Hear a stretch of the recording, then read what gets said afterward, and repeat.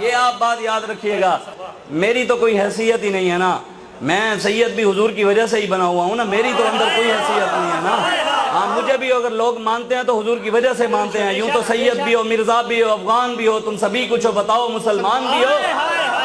میرا باپ بھی یہاں بیٹھا ہو، کوئی بندہ کھڑے ہو کر میرے باپ کو گالی دے، میں اگر اس کو جواب بھی نہ دوں تو بندہ کہے گا اپنے باپ کا ہی نہیں ہے، یہی کہیں گے نا لوگ۔ بے اگر میرے باپ کو کوئی گالیاں دیتا رہے، اگر تھپڑ بھی مار دے، میں چپ کر کے دیکھتا رہوں بھی چنگا ہو رہا ہے، کوئی کہے گا بھئی یہ اپنے باپ کا ہی نہیں ہے، غیرت ہوتا تو اٹھ کر جواب دیتا، کم از کم اس کا گریبان پکڑتا، اس کو تھپڑ مارتا، بھی باپ کی غیرت تو کرتا۔ پھر نانے کی عزت پر ڈاکہ پڑ جائے اور سید چپ کر کے بیٹھے رہیں، وہ سید کہلوانے کے لائق نہیں۔ ہاں اس کائنات کی سب سے بڑی دربار گنبد خضرا ہے، اور اس دربار کے سجادہ نشین امام حسن اور حسین ہیں۔ جب دین پر وقت ہے تو حسن حسین گھر بیٹھ کر نذرانے نہیں لے رہے تھے، نہ ہی انہوں نے فتوے دے دیے تھے کہ یزید کافر ہو گیا، ظالم ہو گیا، نہیں، امام حسین بچوں کو لے کر میدان میں آ گئے تھے، اور یزید نے کہا میرے ہاتھ پر بیعت کریں، مجھے ووٹ دے دیں، حسین نے کہا نہیں، دین کے غدار کے ہاتھ میں ہاتھ نہیں جائے گا۔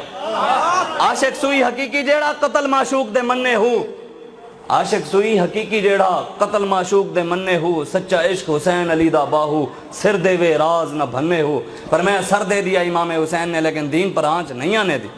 آج ہم کہیں تو حسینی کھڑے شرابیوں کے ساتھ ہوں، کہیں حسینی کھڑے ہم زانیوں کے ساتھ ہوں، کہیں ہم حسینی اور کھڑے صحابہ کے گستاخوں کے ساتھ ہوں، کہیں ہم حسینی اور کھڑے ہم سود کا کاروبار کرنے والوں کے ساتھ ہوں، کہیں ہم حسینی اور ظالم کے ہاتھ میں ہاتھ دیا ہوا پھر حسینی نہیں ہے، پھر ہم حسینی نہیں ہیں۔ اس لیے یہ میں آپ کو جو بات کر رہا تھا، آپ جتنے بھی بیٹھے ہیں حضور سب آپ کو دیکھ رہے ہیں، سب کو دیکھ رہے ہیں حضور، اور میں جو نیت یہاں لے کر آیا ہوں نا، میرے آقا وہ بھی جانتے ہیں، اور جو آپ سوچ کر بیٹھے ہیں اور جو سوچ رہے ہیں وہ بھی جانتے ہیں، اور جو یہاں پر بیٹھ کر رپورٹیں بنا رہے ہیں اور جا کر وہاں دکھائیں گے، یہ بات ضرور یاد رکھیے گا، یہ کرامن کاتبین بھی تمہارے رپورٹیں بنا رہے ہیں۔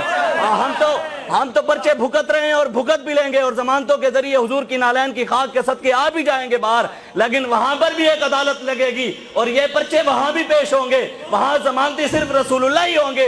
ہاں کچھ وقت کی خاموشی ہے، پھر شور آئے گا، تمہارا صرف وقت ہے، ہمارا دور آئے گا انشاءاللہ۔ زندہ باد، زندہ باد، تاجدار ختم نبوت، زندہ باد، زندہ باد، تاجدار ختم نبوت، زندہ باد، زندہ باد۔ میں نے آپ کو کہا ہے حضور دیکھ رہے ہیں، بس نعرہ ایسے لگانا ہے کہ یہ حضور جانتے ہیں۔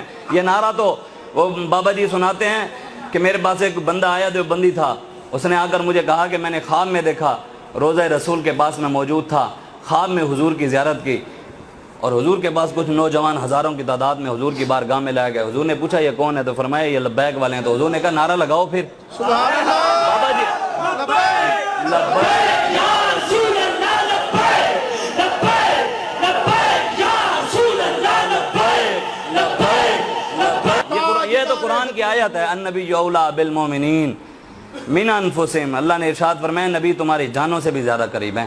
اعلیٰ حضرت نہیں فرماتے سب سے اولیٰ و اعلیٰ، ہمارا اولیٰ کا مطلب یہ ہے کہ سب سے قریب تر حضور ہیں۔ النبی اولیٰ بالمومنین، نبی جانوں سے بھی زیادہ قریب ہے۔ میرے والد صاحب مجھے یہ بات سمجھاتے ہوتے تھے، یہ آیت میرے والد صاحب ابھی بھی زندہ ہیں، اللہ تعالیٰ انہی کے صدقے ہی آج ہم چلتے پھر رہے ہیں، اور بابا جی خادم حسین رضوی کا فیضان ہے جو آج یہاں بیٹھے ہیں، ہماری تو کوئی حیثیت نہیں ہے، انہی کی کرم نوازی ہیں۔ میرے والد صاحب مجھے سمجھاتے تھے، میں آپ کو سمجھاؤں، کہتے ہیں کہ اس آیت کا مطلب پتہ ہے کیا ہے؟ میرے دوست ہیں، میں اب کسی اور کا نام لوں شاید وہ ناراض ہو جائے، تو جب کہتے ہیں میں نے کہا کہ النبی اولاد، نبی جانوں سے بھی زیادہ قریب ہے، مثال کے طور پہ وہ سمجھاتے تھے بھی مجھے سلیم صاحب نے کہا کہ جناب شاہ جی جان، میں نے کہا جی کہاں پر ہے؟ سلیم صاحب نے کہا کہ جان میری اماں جی نے ایک مرتبہ میری آنکھ میں سرمچو ڈالا نا، سرما ڈال رہی تھی، سرمچو میری آنکھ میں زور سے لگا نا، میری جان نکل گئی۔ میں نے سمجھا شاید بھی آنکھ میں جان ہے، پھر میں نے کہا جناب سلیم صاحب یہ جو آنکھ ہے یہ تو نبینہ بھی پھر زندہ ہے اگر آنکھ میں جان ہے۔ تو انہوں نے کہا جناب ایک مرتبہ استاد صاحب کے پاس گیا پڑھنے، تو سبق نہیں آ رہا تھا، استادوں نے ڈنڈا مارا میرے ہاتھ پر تو میری جان نکل گئی۔ میں نے کہا شاید ہاتھ میں جان ہے، ہاتھ کٹا پھر کیسے زندہ ہے؟ کہتے جی بس بھی مجھے نہیں پتا، ایک مرتبہ اماں جی سے لڑائی ہوئی، گھر سے بغیر جوتی پہن کر چلا گیا، راستے میں کانٹا چبھا تو میری تو جان نکل گئی۔ میں نے کہا شاید پیر میں جان ہے، تو پھر میں نے کہا پیر کٹا کیسے زندہ ہے؟ کہتے شاہ جی مجھے نہیں پتا، ایک بندہ پہاڑ سے گرا بچ گیا، چارپائی سے گرا مر گیا، پتہ نہیں جان کہاں ہے۔ میں نے کہا یا اللہ تیرا حبیب تو جانوں سے بھی زیادہ قریب ہے اور تو کہاں بستا ہے؟ رب نے کہا وَنَحْنُ أَقْرَبُ إِلَيْهِ مِنْ حَبْلِ الْوَرِيدِ، اور میں شہرک سے بھی زیادہ کروں گا. یا اللہ ہم تو پہلے بھی یہاں مشکل میں ہیں, ہمیں تو یہ نہیں پتا بھی جان کہاں ہے, اب شہرک کہاں سے ڈھونڈیں. رب نے فرمایا قرآن میں ہی ہے وَاسْفَسَلُوا أَهْلَ الذِّكْرِ إِن كُنتُمْ لَا تَعْلَمُونَ, اللہ والوں کے پاس چلے جاؤ. ہم ایسے چلتے چلتے چلتے چلتے او خواجہ غلام فرید کوٹ مٹھن شریف والے, ہم ان کی بارگاہ میں پہنچ گئے. ہم نے کہا جی خواجہ جی ایک بات سمجھ نہیں آ رہی. انہوں نے کہا جی کیا؟ انہوں نے کہا اللہ تعالیٰ کہتا ہے بھی نبی جانوں سے زیادہ قریب ہے, میں شہرک سے زیادہ قریب ہوں, ہمیں سمجھائیں کہ اب شہرک کہاں ہے اور جان کہاں ہے. ہم چٹکی میں سمجھا دیتے ہیں. جی کیسے سمجھائیں گے؟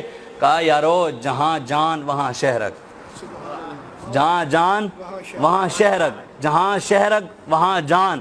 کہا جہاں خدا وہاں مصطفیٰ, سبحان اللہ. جہاں خدا وہاں مصطفیٰ, جہاں مصطفیٰ وہاں خدا.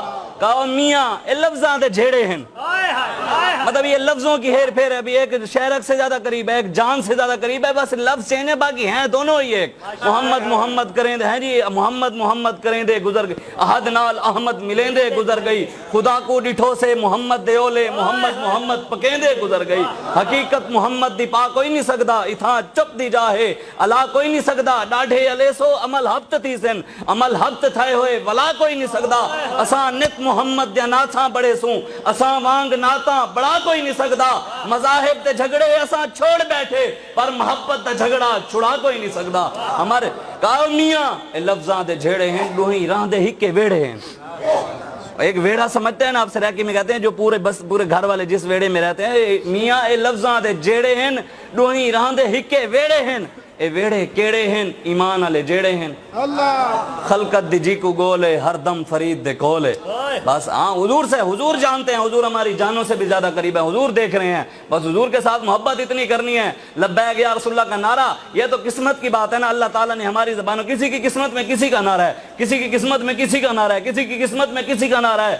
اور جو کسی اور کا نعرہ لگا رہے ہیں نا وہ اس کو دیکھ نہیں رہا, لیکن جن مالکوں کا ہم نعرہ لگا رہے ہیں وہ گنبد خضراء میں بیٹھے ہمیں دیکھ رہے ہیں, وہ مالک ہمیں دیکھ رہے ہیں. اس لیے وہ کہا ہے پشیمانہ ہو شرمساروں سے کہہ دو حضور آ گئے غم کے ماروں سے کہہ دو.